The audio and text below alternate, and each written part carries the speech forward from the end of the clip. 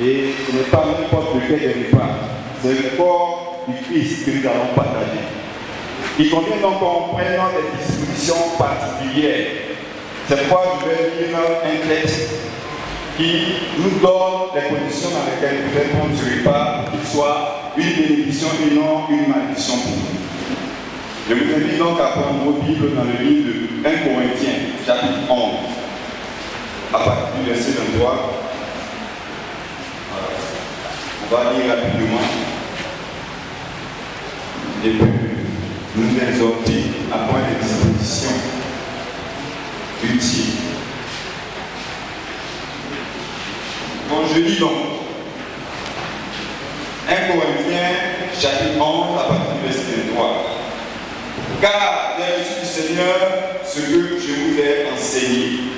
C'est que le Seigneur Jésus, dans la nuit où il fut livré, prit du pain, et après avoir rendu grâce, le rompit, et dit, ceci est mon corps, qui est rompu pour vous. Faites ceci en mémoire de moi.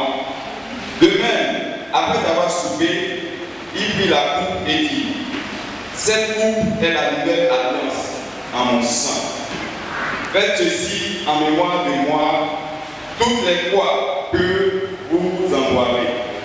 Car toutes les fois que vous mangez ce pain et que vous buvez cette coupe, vous annoncez la mort du Seigneur jusqu'à ce qu'il vienne. C'est pourquoi, écoutez bien, c'est pourquoi celui qui mangera le pain ou boira la coupe du Seigneur indignement sera coupable envers le corps et le sang du Seigneur. Que chacun donc s'éprouve soi-même, et ainsi il mange du pain et boit de la coupe. Car celui qui mange et boit sans discerner le corps du Seigneur mange et boit un jugement contre lui-même. C'est une ordonnance. C'est quelque chose que le Seigneur Jésus a prescrit, que nous devons faire. Et nous devons le faire de sorte à mériter la bénédiction qui est là-dedans. Le Seigneur Jésus a été brisé, il a versé son sang afin que nous ayons la vie. Et il dit de partager son corps en souvenir de ce qu'il a fait pour nous, afin que nous soyons bénis, afin que nous renouvellions notre alliance avec lui, pour que sa vie coule en nous, et donc une bénédiction. Mais pour ce faire, il fallait que nous nous examinions. Pendant que je suis en train de parler, tu examines ta vie. N'y a-t-il pas un péché que tu caches encore? N'y a-t-il pas une mauvaise habitude que tu continues à entretenir secrètement? Si oui, confesse-le simplement et demande pardon au Seigneur afin qu'il puisse te revêtir de sa robe de sainteté pour que tu puisses venir à sa table. Examine ta vie et confesse donc tout ce qui ne glorifie pas le Seigneur dans ta vie, tout ce qui peut te rendre indigne du Seigneur Jésus-Christ.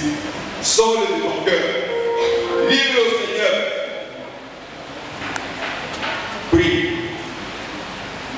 Demande au Seigneur d'enlever tout ce qui est sûr en toi, tout ce qui pourrait visiblement ou spirituellement te rendre indigne de prendre ce repas. Dis en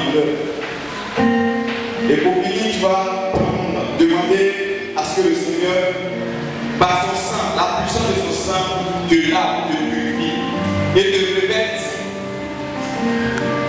d'un manteau de sainteté, de pureté, pour qu'ensemble nous ayons prendre le corps.